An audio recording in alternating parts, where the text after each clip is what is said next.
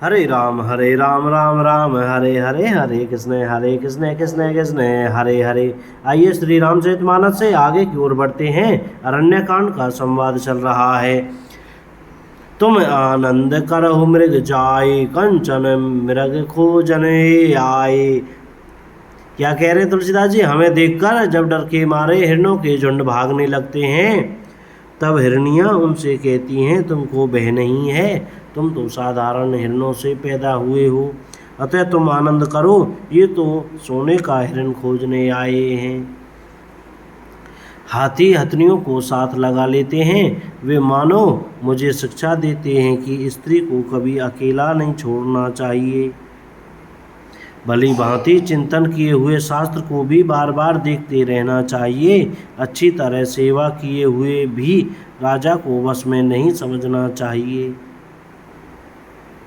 और स्त्री को चाहे हृदय में ही क्यों न रखा जाए, परंतु युवती, स्त्री, शास्त्र और राजा किसी के वश में नहीं रहते हैं। तात इस सुंदर वसंत को तो देखो, प्रिया के बिना मुझको यह भय उत्पन्न कर रहा है। मुझे विरह से व्याकुल, बलहीन और बिल्कुल अकेला जानकर कामदेव ने वन भौरों और पक्षियों को साथ लेकर मुझ पर धावा बोल दिया। परंतु जब उसका दूत यह देख गया कि मैं भाई के साथ हूँ, अकेला नहीं हूँ, तब उसकी बात सुनकर कामदेव ने मानव सेना को रोककर डेरा डाल दिया है।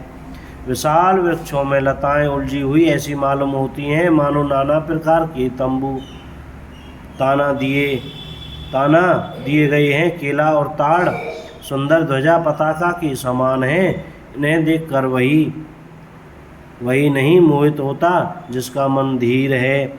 अनेकों वृक्ष नाना प्रकार से फूले हुए हैं, मानो अलग अलग बाना वर्दी धारण किए हुए बहुत से तीरंदाज हों।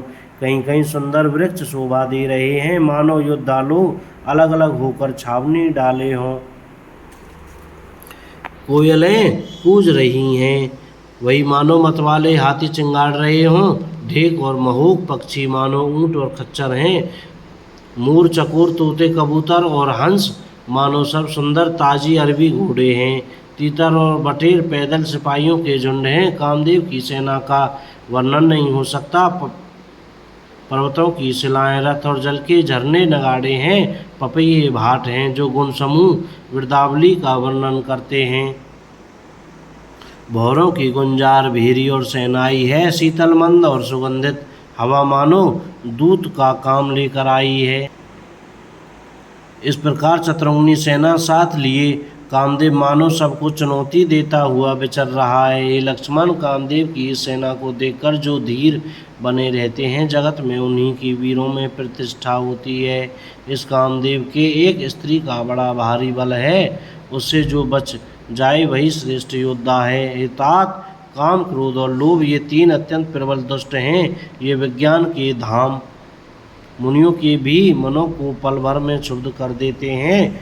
लोभ को इच्छा और दम्भ का बल है, काम को केवल स्त्री का बल है और क्रोध को कठोर वचनों का बल है। श्रेष्ठ मुनि विचार कर ऐसा कहते हैं। शिव जी कहते हैं, हे पार्वती, श्री रामचंद्र जी गुणातीत, तीनों गुणों से परे, चराचर जगत के स्वामी और सबके अंतर की जानने वाले हैं। उपर्युक्त बातें कहकर उन्होंने कामी लोगों की दीनता बेबसी दिखलाई है और धीर विवेकी पुरुषों के मन में वैराग्य को दृढ़ किया है।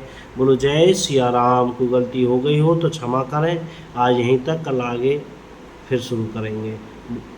जय सिया राम।